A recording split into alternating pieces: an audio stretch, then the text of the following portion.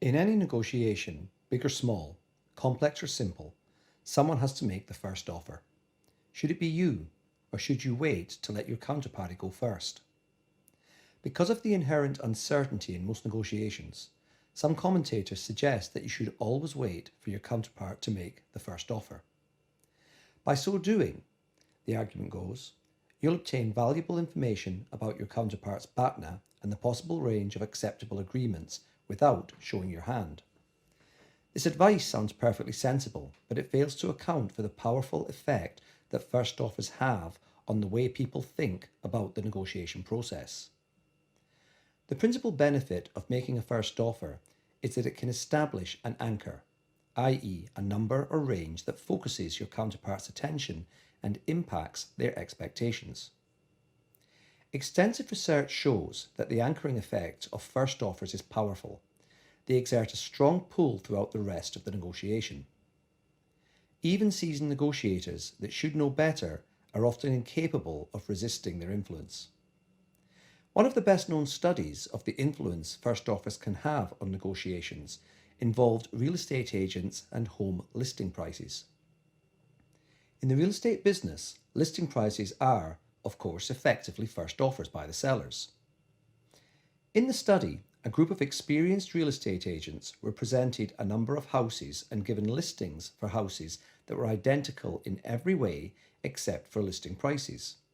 For some of the agents, the listing prices were lower, and for others, the prices were higher. The agents were then asked to evaluate each house based on several value-related criteria. On each measure, the agents that were given a higher listing price thought the house was worth more than the agents that were given a lower price. Anchors work. So what's the right answer? The reality is that making the first offer may or may not be the right thing to do. It depends on how much information you have, the dynamics between the parties, and the specifics of the negotiation. The two most common mistakes people make with respect to making the first offer are 1. Making a first offer which is not sufficiently aggressive, and 2. Making an offer before they have sufficient information. As we'll see, these mistakes are closely intertwined. In most negotiations, the biggest factor determining whether you're in a strong position to make the first offer or not is the amount of information you have.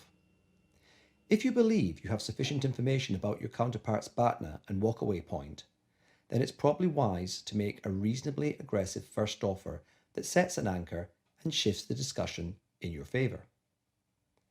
There's a strong correlation between high expectations and final outcomes, so it pays to be on the aggressive side when making the first offer.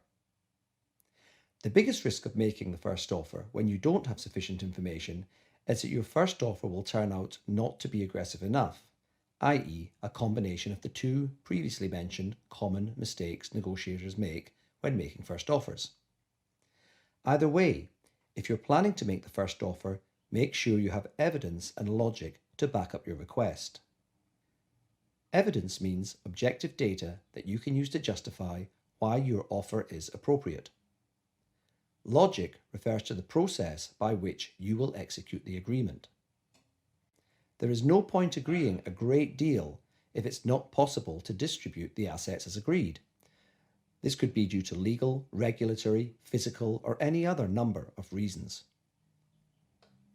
If you feel like you don't have enough information about your counterpart's BATNA, it may be better either to delay making the first offer until you have more information, or to try and entice the other side to make the first offer. Let's now discuss how to react if the other side makes the first offer.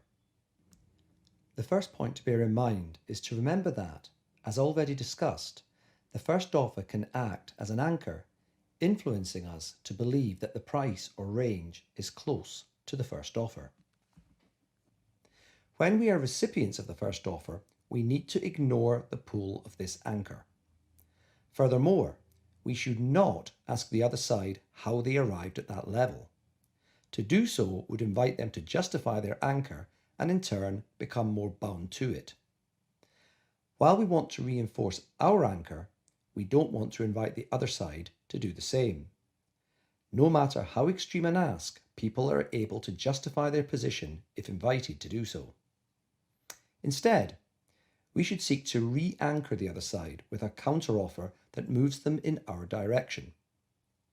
This is especially important to consider when we are pleasantly surprised with a first offer, because in such situations, inexperienced negotiators operate from their own BATNA and accept the first offer too quickly. It is uncommon for a first offer to be the absolute best that the other side can offer. Most people leave some wiggle room, so to accept a first offer without further exploration is likely to mean leaving value on the table. The final important consideration when receiving a first offer is to be able to separate the influence from the information. The influence refers to their attempts to draw you in and close the deal. The information is the way that they approach the negotiation and the underlying interests that are driving the other side.